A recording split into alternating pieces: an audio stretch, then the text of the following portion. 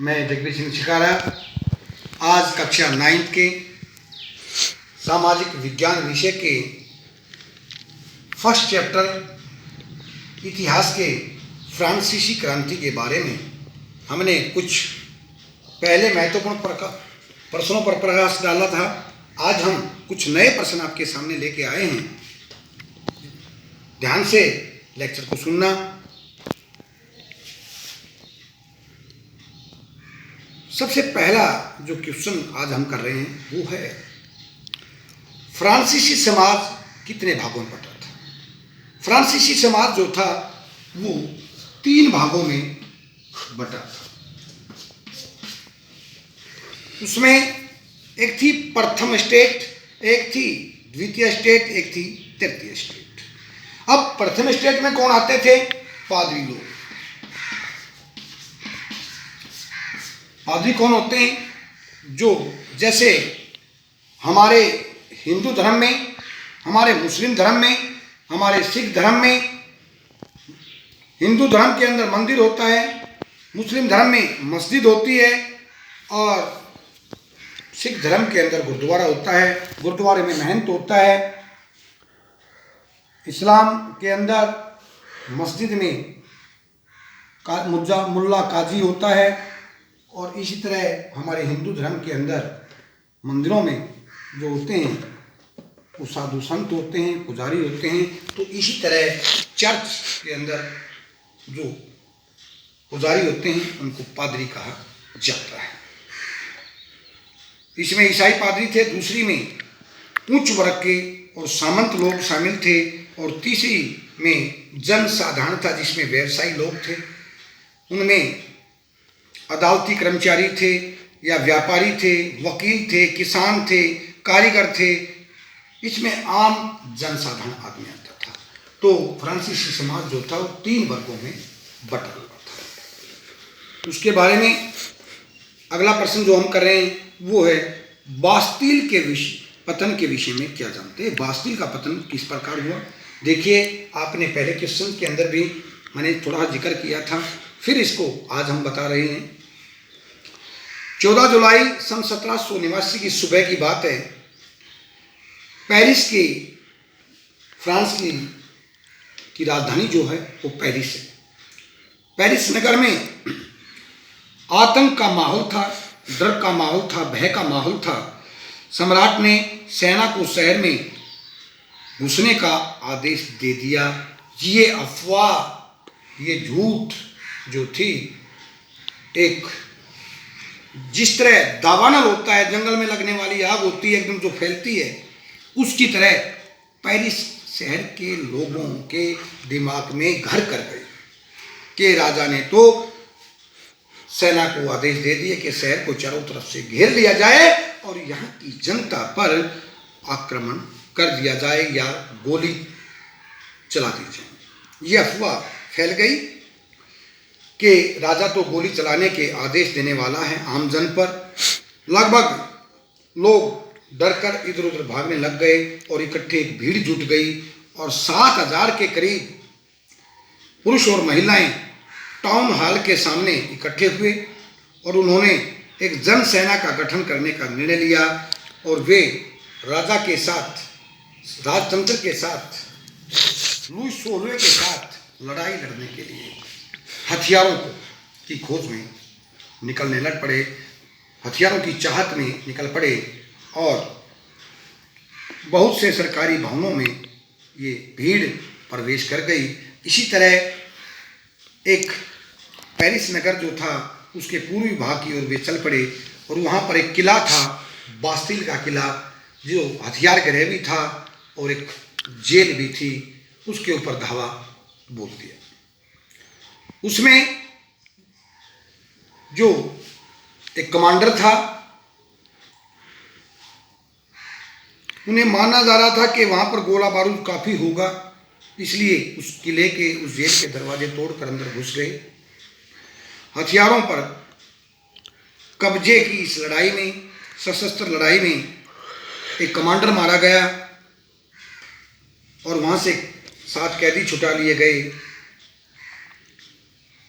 और उसमें कुछ सैनिक भी मारे गए, किले में तोड़ फोड़ कर दी गई और किला ध्वस्त कर दिया गया। ऐसे ही अगला प्रश्न हमारा है कि फ्रांस की क्रांति से पहले फ्रांस के करों की व्यवस्था कैसी थी। जब ये 1789 में क्रांति हुई, उससे पहले मतलब फ्रांस के जो शासक थे वो किस प्रकार वहाँ की जनता से टैक्स वसूल किया करते थे, किस प्रकार के वो टैक्स लिए जाते थे, कर लिए जाते थे, वो पढ़ेंगे। 18वीं सदी से पहले फ्रांस में केवल तीसरे वर्ग के लोग ही कर अदा करते थे। मतलब प्रथम स्टेट और दूसरी स्टेट कोई कर नहीं देना पड़ता था, बल्कि जो तीसरी स्टेट थी उसको ही ये टैक्स अदा करने पड़ते थे, राजा को टैक्स देने पड़ते थे। और चर्च भी किसानों से करों का एक हिस्सा धार्मिक कर के रूप में वसूला करता था, जिसको टाइद कहा जाता था। फ्रांस में एक कर था धार्मिक कर, जो चर्च वसूलता था, उसको कहते थे टाइद। तीसरे स्टेट के वसूले जाने वाले कर को टाइल कहते थे। देखिए, एक धार्मिक कर वसूला जाता था, उसका नाम था, जो कौन वसूलता था, चर्च, उसको कहते थे टाइल। और तीसरी स्टेट से एक और कर वसूला जाता था, जिसको कहते थे टाइल। ये भी आम जन से लिए जाने वाला एक कर था। टाइल में अनेक प्रकार के अप्रत्यक्ष न दिखाई देने वाली कर थे। अप्रत्यक्ष कर नमक और तंबाकू जैसे रोजाना उपभोग की वस्तुओं पर लगाया जाता था। अब लगाया किस पे जाता था? जो हर रोज दैनिक दिनचर्या में जो काम आने वाली कुछ चीजें थी उन पर, जिनमें खासकर नमक था और तंबाकू था। इस प्रकार राज्य के वित्तीय कामकाज का सारा बोझ करों के माध्यम से जनता ही वहन करती थी, और उन सब करों की जो मार थी वो इस तीसरी स्टेट पर थी, और लोग इन करों के बोझ के नीचे दबते जा रहे थे। राजशाही अपना आराम का, ऐशो आराम का जीवन व्यतीत कर रही थी। इसके अलावा हम एक प्रश्न और कर रहे हैं आपके लिए आज, रोबेस्पियर कौन था? या रोबेस्पियर के विषय में आप क्या जानते हैं? कौन था रोबेस्पियर? रोबेस्पियर जैकोबिन क्लब का नेता था। फ्रांसीसी क्रांति के पश्चात 1793 और 94 में 2 साल तक इस फ्रांस पर शासन किया। उसने अपने शासनकाल को आतंक का राज, भय का राज, रोबेस्पियर के काल को किस नाम से जाना जाता है? आतंक के काल के रूप में जाना जाता है, या भय का काल, डर का काल के रूप में जाना जाता है। बैठा कब था? 1793 से 94 तक 2 वर्ष तक उसने शासन किया था। जैकोबिन क्लब जो दल था उसके सदस्य थे। उसने ये कहते हैं कि उसके विचार में कुलीन और पादरी लोग, प्रथम वर्ग और द्वितीय वर्ग, उसे वो अपना खास शत्रु मानता था, खास दुश्मन मानता था। उसने अपनी नीतियों को, अपने नियमों को इतना सख्ती से लागू किया कि फ्रांस के अंदर त्राही त्राही मच गई। लोग मारे मारे, डर के मारे छुपते फिर रहे थे।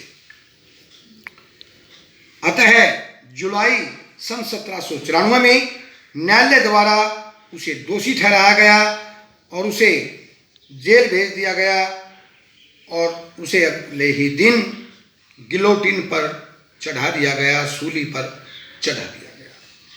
इसके अलावा एक छोटा प्रश्न और आपके सामने है, जो आपने एक प्रश्न पढ़ा था कि फ्रांस की जो क्रांति हुई थी, किन तबकों